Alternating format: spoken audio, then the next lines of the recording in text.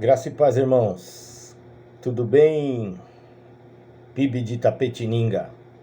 Mais uma vez, juntos, com essa alegria que nós temos de aprender das Sagradas Escrituras, a Palavra de Deus, sermos edificados pela Palavra, fortalecidos na nossa fé e na esperança do nosso encontro glorioso com o nosso Senhor e Salvador Jesus Cristo. Irmãos, hoje, segunda sexta-feira, como eu havia conversado com os irmãos, nós vamos continuar na carta aos Colossenses para estudarmos a sequência daquilo que nós estamos vendo na carta aos Colossenses na sexta-feira passada. Nós vimos no capítulo 2, de 1 a 5, a luta do apóstolo Paulo para proteger a igreja dos falsos mestres, da heresia.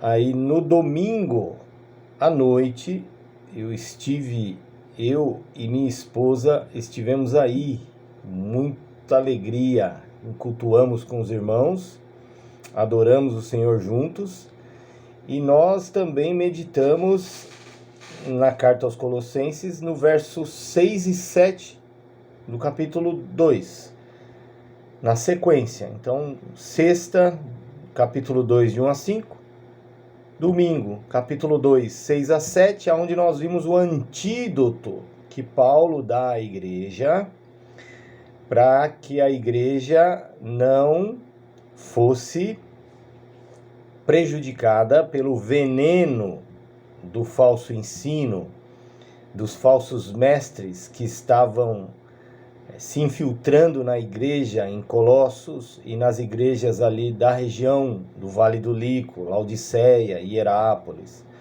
E o antídoto nós vimos que foi a firmeza na fé em Cristo.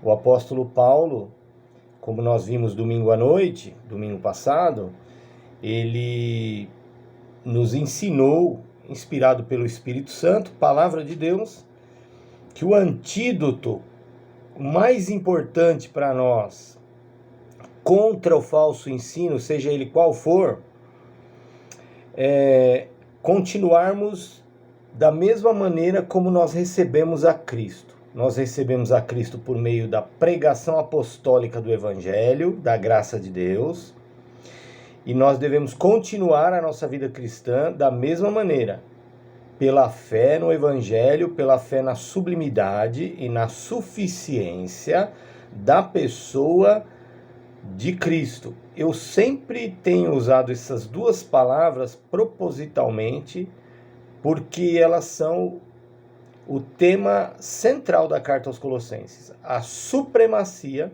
a sublimidade da pessoa de Jesus Cristo e a suficiência da obra que ele realizou para a nossa redenção. São os temas centrais da carta aos Colossenses. Então, o antídoto receberam a Cristo pela fé na mensagem da cruz e da ressurreição como suficiente para a nossa salvação, de que Jesus Cristo é o Senhor e nosso Salvador, suficiente, único, o Filho eterno de Deus que se encarnou e que realizou a nossa perfeita e eterna redenção. Continuem a viver na mesma convicção e na mesma fé. Não se afastem do Evangelho por nada. Então, Paulo usou no versículo 6 e 7 algumas metáforas. A metáfora do caminho, nós devemos andar em Cristo, a nossa união com Cristo diária, pela fé nele, no seu santo Evangelho. Paulo usou também a metáfora da agricultura, de uma árvore. Nós devemos estar enraizados em Cristo. Cristo, sua pessoa, sua supremacia, a suficiência da sua obra, realizada na cruz e na ressurreição por nós, devem criar raízes em nossos corações, profundas, e em nossa mente, porque dessa maneira nós não seremos demovidos da posição garantida que temos em Cristo por nenhum vento de doutrina, ok? E ele usou uma terceira metáfora tirada da construção civil, né? Nós devemos estar edificados em Cristo, construir as nossas vidas. A nossa fé não pode estar suspensa, sem um alicerce embaixo sustentando. A nossa fé tem um fundamento glorioso, maravilhoso, suficiente, pleno, completo, que é Jesus e a obra maravilhosa que ele realizou, perfeita, aceita pelo Pai. O Pai deu esta confirmação de que aceitou a sua obra em favor dos pecadores, do seu povo, ressuscitando ele dentre os mortos e elevando ele aos céus e fazendo ele assentar à destra da majestade divina, aonde ele reina, governa, soberano, supremo, sobre todas as coisas. Ele é o Senhor de todas as coisas e virá para julgar os vivos e os mortos e buscar a sua noiva, nós, a igreja, que vivemos pela fé em Cristo, para vivermos eternamente com Ele, governando, reinando com Ele no novo céus e na nova terra. Então nós devemos ficar firmes nesta mensagem. Não saímos dela por nada, estamos seguros em Cristo. E o resultado disso, Paulo disse no verso 7 do capítulo 2, que estaremos firmados na fé. Esse é o antídoto. Viver diariamente unidos a Cristo pela fé. E firmados na fé, nós estaremos vacinados contra o veneno, né, dos falsos ensinos e dos falsos pastores, mestres, seja lá o que for. Ok? Agora nós vamos ler o verso 8, irmãos, do capítulo 2. Nós vamos continuar. Pregação expositiva é isso. Você pega um livro das Escrituras, vamos ler, explicar e aplicar sem perder nenhum conteúdo do livro. Então nós continuamos aqui no verso 8 agora. Então nós vamos ler o verso 8, capítulo 2, Colossenses. Tenham cuidado para que ninguém os escravize a filosofias vãs e enganosas que se fundamentam nas tradições humanas e nos princípios elementares deste mundo e não em Cristo.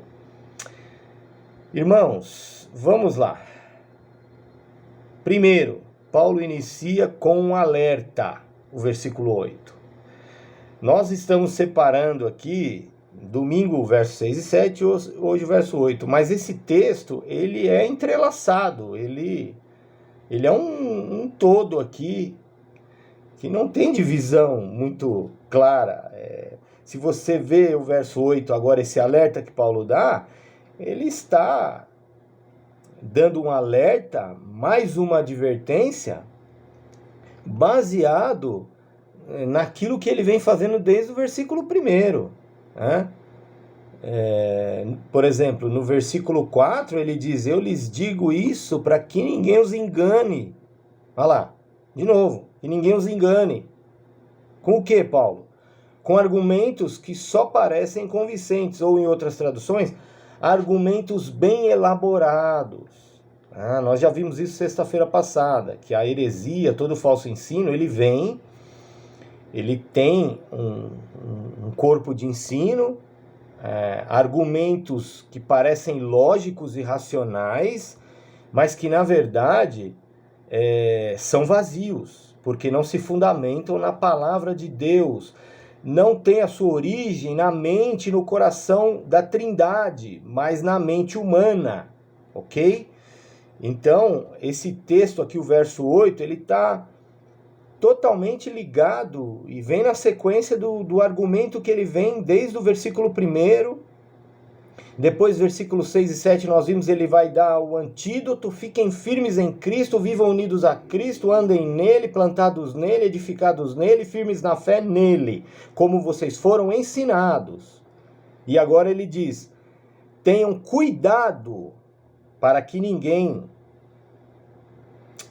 vos escravize com filosofias e vãs sutilezas. Bom, o primeiro ensino aqui que eu quero destacar e meditar com vocês, irmãos, está nessa expressão que o apóstolo Paulo usa como advertência, um alerta: tenham cuidado, né? A primeira coisa aqui é isso: nós devemos ter cuidado com todo tipo de ensino, doutrina que não se fundamentam nas escrituras, que não tem a origem no coração e na mente do Deus Trino, mas na mente dos homens, ok? Cuidado, irmãos. Nós não podemos baixar a guarda. Nós não podemos achar que nós somos suficientes em nós mesmos. Nós precisamos, como Paulo disse no verso 6 e 7, vivemos unidos a Cristo diariamente. Nós temos que aplicar o antídoto. Lembra? Verso 6 e 7, o antídoto é o remédio, é a vacina contra a filosofia vã e enganosa. Tá? Então o antídoto qual é? Você recebeu a Cristo através da mensagem da cruz. Você se alegrou na salvação porque ela foi obra da graça, ou seja, não foi por algo que você fez, nem por algo que você realizou, nem por mérito humano que Deus nos reconciliou com Ele mesmo. Não. É obra da graça, ou seja, está fundamentado no atributo de Deus chamado graça. É uma disposição no coração da Trindade de redimir o seu povo, o povo que Deus escolheu antes da fundação do mundo em Cristo, gratuitamente para nós, mas a um custo altíssimo para a Trindade, ou seja, o sacrifício do Deus Filho, certo? Então nós fomos salvos pela graça, nós fomos salvos não por algo que fizemos, nós fomos salvos por algo que Deus fez. Então toda a glória pertence a quem? A Deus. Não é 99% para Deus e 1% para o homem, nem 99,9% para Deus e 0,00000, quantos zeros você quiser colocar na frente, e 1 no final para o homem. Não existe isso. Essa ideia, ela é contrária ao evangelho da graça, embora ela esteja em muitos círculos evangélicos. Nós fomos salvos pela graça e fundamentados neste evangelho da graça, de que na pessoa sublime do Senhor Jesus Cristo e na obra perfeita que Ele realizou através da sua encarnação, sua vida sem pecado, sua morte na cruz pelos nossos pecados, sua ressurreição, nós fomos, pela fé nele, perdoados de todos os nossos pecados, fomos declarados legalmente justos por Deus. Agora também fomos adotados em sua família como filhos de Deus. Então, este evangelho é que nós ouvimos, cremos, e que Paulo diz: fiquem nele, plantados nele, enraizados nele. Por que eu estou batendo nessa tecla? Domingo à noite eu falei muito sobre isso, porque aí eu fui buscar na própria carta, a Bíblia explica a Bíblia. Na mesma carta, quando Paulo vai agradecer pelo evangelho na vida dos colossenses, no capítulo 1, ele orava, porque o evangelho estava frutificando em todo o mundo, como também no meio dos colossenses. Ele orava agradecendo a fé que eles tinham em Jesus Cristo, ele orava agradecendo o amor que eles tinham por todos os santos, e ele fala: isso tudo aconteceu desde quando vocês ouviram a palavra da verdade, o evangelho. E depois ele diz, quando vocês ouviram e entenderam a graça de Deus em toda a verdade. Ele fala do evangelho, né? E usa o paralelo, graça de Deus, porque é o evangelho da graça de Deus. E no capítulo 1 também, do verso 23 em diante, ele vai aplicar a reconciliação que Deus realizou por meio da morte de Cristo na cruz na vida dos colossenses, dizendo, vocês estavam separados de Deus por causa das vossas obras más, dos seus pensamentos pecaminosos, da sua rebelião contra Deus e a sua lei, mas ele reconciliou vocês por meio da morte de Cristo na cruz, para apresentar vocês santos, inculpáveis diante dele, se, ele colocou uma condição, vocês se manterem firmes e não se afastarem da esperança do evangelho. Então, irmãos, cuidado. Como é que nós temos que tomar cuidado com o falso ensino? Aplicando o antídoto diariamente na nossa vida. Firmados na mensagem da cruz. Firmados na palavra de Cristo, na mensagem de Cristo, o evangelho. Aquilo que Cristo é e aquilo que ele fez como suficiente para a nossa salvação. E de que nele fomos justificados, perdoados e fomos salvos, eternamente salvos. Então, fique nisso, né? Não se mova desta posição e desta fé, na simplicidade do evangelho da graça, não busque novidades, cuidado com novidades, novas doutrinas, revelações, novas visões. Não, nós não precisamos de nada disso. Domingo eu afirmei aí, baseado nas escrituras, né? Naquilo que Paulo vinha construindo no versículo 6 e 7, que nós não precisamos de mais nada. Nós estamos seguros, salvos pela obra da Trindade realizada em Cristo para a nossa salvação. Então, o cuidado que nós devemos ter é esse.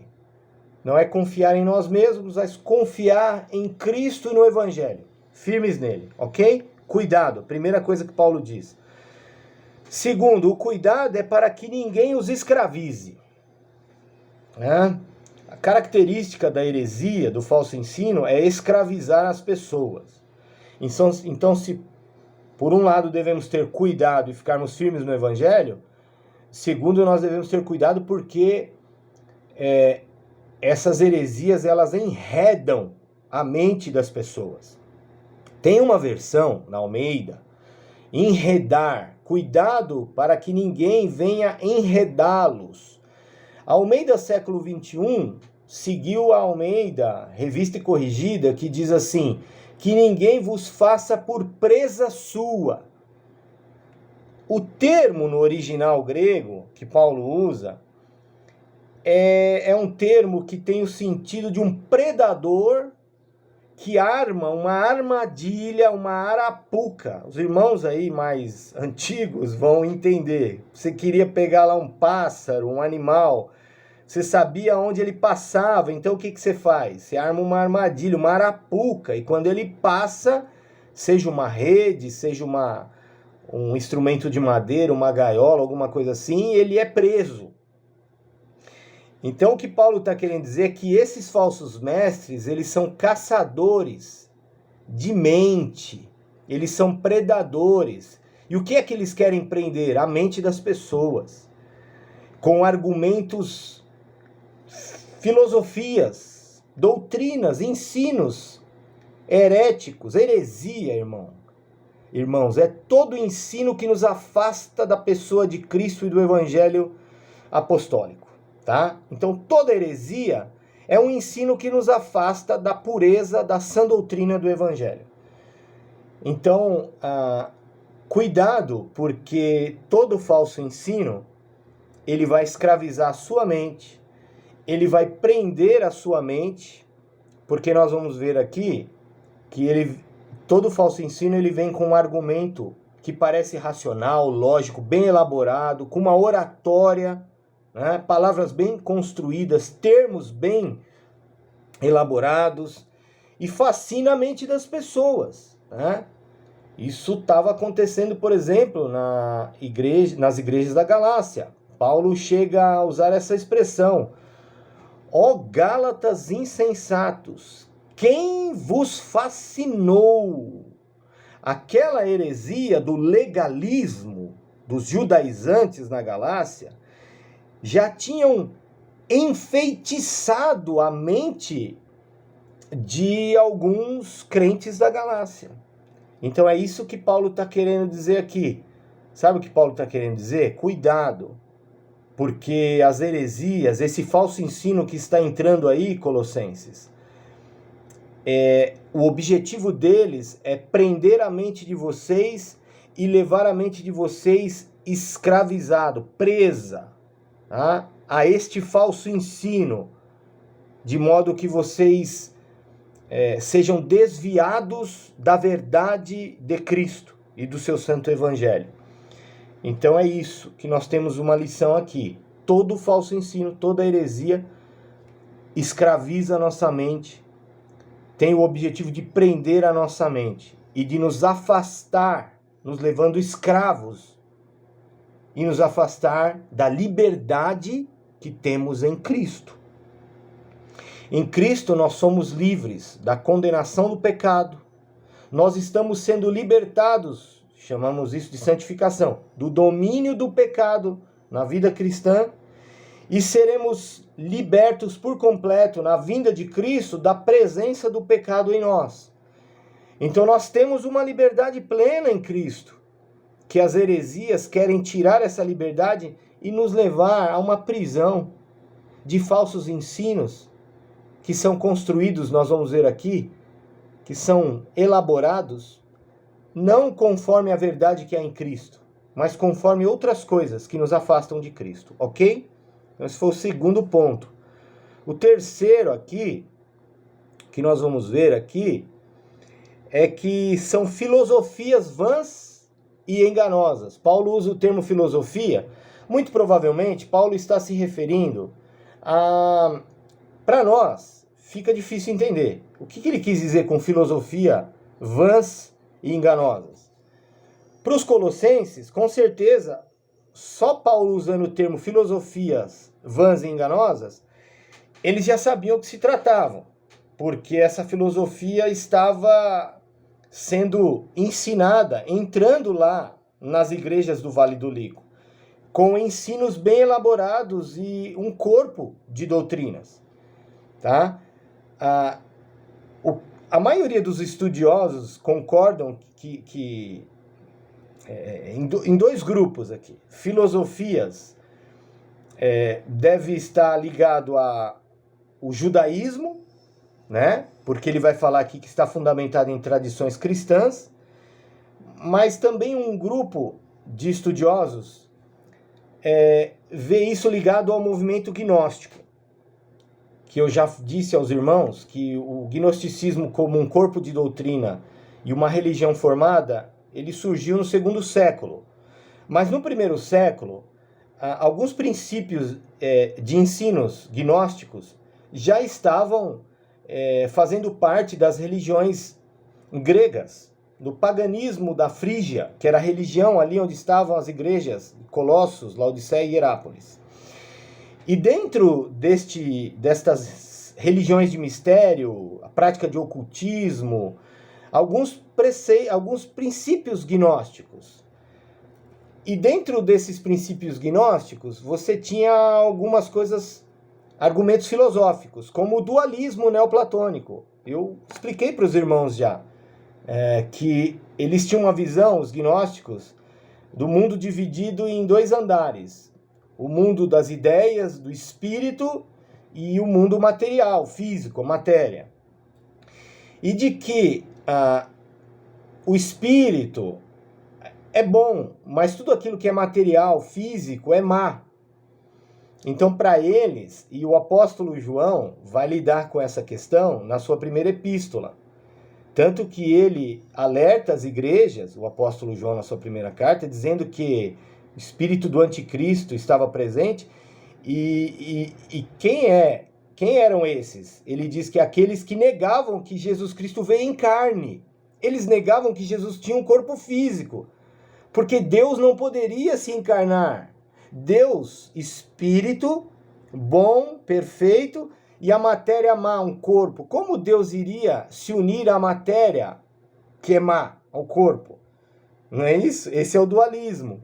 Essa era a engenhosa filosofia gnóstica, baseada no neoplatonismo, que não só isso, mas isso fazia parte desse falso ensino. Né? Então, por isso você vai ver no capítulo 2 mais adiante, para ser mais exato, está lá no versículo 23, o rigor ascético. Privar o corpo de certos alimentos, bebidas, coisas lícitas e boas que Deus criou para nós. Achando que isso tinha algum poder de fazer com que as pessoas se tornassem espiritualmente mais avançadas, aperfeiçoadas, e aperfeiçoassem a salvação através esse rigor ascético. E Paulo vai dizer que isso não tem poder nenhum contra a natureza pecaminosa. Então, aqui filosofias vãs, vazias e enganosas, Paulo está lidando com essa questão do gnosticismo, esse lado filosófico. Mas eu vou resumir dessa maneira. Então, o terceiro ensino. Filosofia aqui é o seguinte, irmãos. Todo sistema de doutrina, religioso ou moral, tá? Pensamento elaborado, sistema de ensino, religioso ou moral, que não se fundamenta na palavra de Deus, nas Escrituras, como revelado nas Escrituras, e na pessoa de Cristo, e no ensino apostólico para nós no Novo Testamento, é vazio e enganoso, ok? Então é isso, terceiro ensino, nós devemos ter cuidado. Nós devemos ter cuidado porque os falsos mestres, os falsos ensinos querem nos escravizar e roubar a liberdade que temos em Cristo e caçar a nossa mente, prender a nossa mente a filosofias vãs e enganosas, a todo sistema de ensino religioso ou moral que não estejam fundamentado na pessoa de Cristo e na palavra de Deus, ponto. Então isso resume bem o que seria filosofia vazia, vã, vazia, inútil e enganosa. Tá? E agora, o quarto ensino aqui é que Paulo vai começar a dizer por que a filosofia desses falsos mestres era vazia e ela era enganosa. Porque elas estavam fundamentadas, construídas. Ele diz aqui, que se fundamentam em tradições humanas. Primeiro, elas se fundamentam em tradições humanas. Elas se fundamentam em pensamentos, em construção, ideias da mente humana e não da palavra de Deus, da mente de Deus e do coração de Deus. Tradições humanas aqui, Paulo está se referindo aqui ao lado cerimonial judaico dessa seita, porque nós vamos ver aqui que no versículo 11, Paulo vai falar da circuncisão. E no versículo 16, ele vai dizer para que nós não deixemos ninguém nos julgar com relação ao que comemos, bebemos, festividades religiosas, celebração das luas novas e dias de sábado. Paulo está citando aqui a tradição, provavelmente conhecida como a tradição oral judaica dos rabinos, do período de Malaquias a João Batista, o período do Segundo Templo, aonde começaram a existir as sinagogas e a tradição judaica, que foram acréscimos de tradições elaboradas pelos rabinos na mente humana, preceitos de homens, regras, que foram acrescentados à religião original judaica. E essas tradições, nós devemos lembrar, irmãos, que Jesus criticou essas tradições e condenou os fariseus por elas. Eles invalidavam os próprios mandamentos de Deus por tradições humanas que eles acrescentaram, regras e regulamentos à lei de Deus. Certo? Então, Paulo está falando aqui que essas filosofias, esses falsos ensinos que estavam entrando nas igrejas do Vale do Lico e em Colossos, além do lado gnóstico, tinha o lado judaico. Além do lado pagão, místico, tinha o lado judaico. Acrescentar a Cristo não só o paganismo, o misticismo, mas também o cerimonialismo judaico. Jesus Cristo não é suficiente. Então vem uma série de ideias, de ensinos construídos em tradições humanas e não fundamentadas na palavra de Deus. Então, todo tipo de tradição humana, ainda que tradição boa, que se queira adicionar para a nossa salvação, a obra única, perfeita, realizada por nosso Senhor e Salvador Jesus Cristo, deve ser rejeitada, irmãos, como algo que melhore ou aperfeiçoe a nossa salvação, tá? Então nós devemos ficar na simplicidade e na pureza do Evangelho. Agora, Paulo cita aqui uma outra corrente aqui do falso ensino.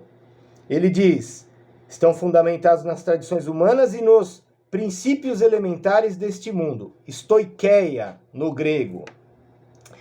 Rudimentos do mundo, princípios elementares do mundo. Outras traduções traduziram por espíritos elementares do mundo. Este termo era usado na literatura gnóstica para designar os seres angelicais que habitavam os astros. Isso mesmo, irmãos. No ensino gnóstico, nas religiões pagãs, por isso que você tinha várias divindades, o deus da chuva, o deus do mar, o deus do fogo, o deus da terra, porque eles acreditavam que todos os elementos básicos da natureza, ar, fogo, água, terra, eles eram dominados por esses seres espirituais, que eles chamavam de íons, seres angelicais que habitavam esses planetas, esses astros, e dominavam a vida e o destino das pessoas aqui na Terra. E que estes seres preenchiam o espaço que eles chamavam de pleroma, ou plenitude, entre os homens e Deus.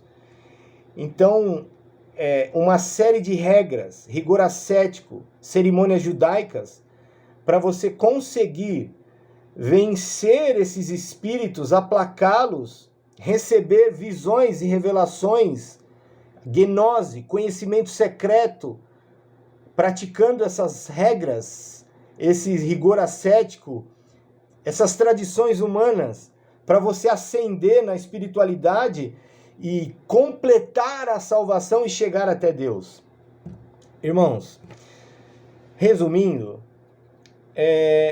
o misticismo descabido, o cristão não nega a existência de anjos. Pelo contrário, o apóstolo Paulo, o mesmo apóstolo que, inspirado pelo Espírito, escreve esta carta aos Colossenses, ele escreveu a carta aos Efésios, e no capítulo 6 ele diz que a nossa luta não é contra seres humanos, contra a carne e o sangue, mas contra os principados e potestades, os seres espirituais malignos, Satanás e os seus demônios. Principados e potestades é a referência que Paulo faz a Satanás e os anjos caídos. Então, nós cremos na existência dos anjos, as Escrituras afirmam a existência dos anjos, a carta aos Hebreus diz que os anjos, os anjos que foram preservados da queda, são espíritos ministradores que servem àqueles que vão herdar a salvação, os salvos. Ok? Mas daí, você atribuir aos anjos um papel que eles não têm, ou dar um valor aos anjos em pé de igualdade à pessoa de Jesus, irmãos, Pasmem, mas era isso que essa mistura, esse sincretismo, essa mistura de crenças que envolvia essa seita, essa heresia que estava entrando nas igrejas ali da região do Vale do Lico e Colossos especificamente, estavam ensinando, colocando as pessoas com medo dos anjos, dos espíritos malignos. E nós vamos ver domingo à noite que Jesus realizou uma obra perfeita, e nesta obra por nós, até mesmo Satanás e os seus demônios foram desarmados contra nós. Então, princípios elementares aqui, Paulo está se referindo a essa questão do misticismo, da supervalorização dos seres angelicais, e não só supervalorização, mas uma interpretação errônea em relação à doutrina dos anjos, de uma aplicação totalmente equivocada. Tanto que no versículo aqui, 18 em diante, Paulo fala: não permitam que ninguém que tenha prazer em falsa humildade e na adoração de anjos os impeça de alcançar o prêmio. Então todo esse falso ensino, fundamentado em tradições humanas, cerimonialismo judaico, em rudimentos, em princípios elementares deste mundo, adoração a anjos, culto a anjos, misticismo, visões, revelações, conhecimento secreto, devem ser rejeitados. Paulo diz: cuidado, é filosofia vã e enganosa. E ele termina dizendo assim, depois de dizer que elas se fundamentam em tradições humanas, princípios elementares deste mundo e não em Cristo. Olha lá. Todo aquele falso ensino, com essa mistura de crenças, trazia um raciocínio, uma construção bem elaborada, palavras, argumentos que pareciam lógicos, né? Mas, e que ofereciam uma espiritualidade, e Paulo vai falar assim até que parecia uma falsa humildade, rigor ascético. Você vê o asceta se privando, olha que pessoa espiritual, que pessoa humilde, que pessoa espiritual, se privando das coisas, buscando apenas a espiritualidade, buscando apenas as coisas do espírito. Parece espiritual, mas não tem nada de espiritual. Porque regras, regulamentos, cerimônias não têm poder para nos fazer viver uma vida de santidade. O que tem poder para nos levar a uma vida de santidade é Cristo em nós. É a vida do Espírito Santo em nós, nos ensinando as Escrituras e nos dando o poder do Espírito Santo para viver diariamente em piedade, em devoção a Cristo. É o Espírito Santo produzindo em nós o fruto do Espírito, para que nós possamos crucificar as paixões e os desejos desenfreados da nossa carne. É a vida de união com Cristo diária que nos dá esse poder através do Espírito Santo. E não regras, regulamentos, legalismo, misticismo, rigor ascético. Irmãos, cuidado. Nós vemos aí no meio evangélico uma série de coisas enganosas, um misticismo, uma série de elementos que são introduzidos no culto das igrejas, dizendo que aquilo vai aperfeiçoar o culto, que aquilo vai ajudar a aperfeiçoar o adorador. Nós vemos judaísmo entrando já há muitos anos dentro de várias seitas que se dizem cristãs. Nós vemos aí seitas que construíram um templo lá em São Paulo, o Templo de Salomão. Meu Deus, irmãos, isso tudo não tem valor nenhum. Isso não está fundamentado em Cristo. Isso está fundamentado nas ideias humanas, tradições humanas, um misticismo. Homens que arrogam para si o título de profetas e que eles têm novas visões, novas revelações de Deus, sonhos, visões. Irmãos, não corram atrás dessas coisas, irmãos. Nós não precisamos de novas visões, novas revelações, sonhos. predições, tudo que nós precisamos está aqui, irmãos. A suficiência das Sagradas Escrituras, o Evangelho da graça de Deus, a pessoa maravilhosa do Filho de Deus, Jesus Cristo, nosso Senhor e Salvador, que veio a este mundo, viveu uma vida perfeita, obedeceu perfeitamente a lei de Deus em nosso favor, porque nós não conseguimos obedecê-la. E ele a obedeceu por nós.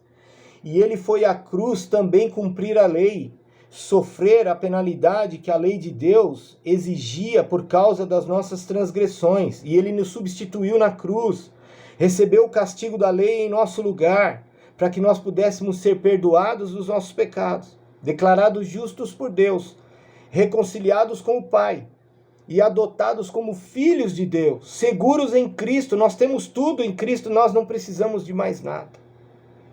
Fujam de toda filosofia vã e enganosa, que está fundamentada em ensinos, tradições, que tem origem na mente humana e não na palavra de Deus, princípios elementares deste mundo, ou seja, misticismo, novas visões, revelações, superstições, conhecimentos, mistérios. O nosso mistério é Cristo. E é um mistério revelado no Evangelho para todos os homens. O Evangelho está aí, revelado nas Escrituras. E nós pregamos este Evangelho maravilhoso na esperança de que Deus converta as pessoas à simplicidade e à sublimidade e à suficiência da pessoa do Salvador, o Senhor Jesus Cristo. Todo ensino que não tem o seu fundamento na pessoa e na obra de Cristo, irmãos, deve ser rejeitado por nós, crentes em Jesus, sem titubear, sem dar abertura, Se não traz Cristo e a pureza do Evangelho da graça de Deus, deve ser rejeitado. Então, cuidado, rejeite e viva em união com Cristo, abraçado e apegado a Cristo e ao seu santo Evangelho. Tá bom, irmãos? Esse foi nosso estudo, espero que tenha sido proveitoso para os irmãos, porque tem sido para mim cada vez que eu estudo esta carta. Cristo seja glorificado em nossas vidas, através da nossa confiança única e exclusivamente nele e naquilo que ele realizou por nós, através da sua vida, morte e ressurreição. Amém? Um grande abraço para os irmãos. Se Deus quiser, domingo, Deus nos der vida e nos levar aí em paz, estaremos aí e nós vamos continuar do verso 9 até o versículo 16, se Deus nos der graça. Amém? Deus abençoe. Forte abraço, um ótimo final de semana e até domingo, se Deus quiser. Um abraço.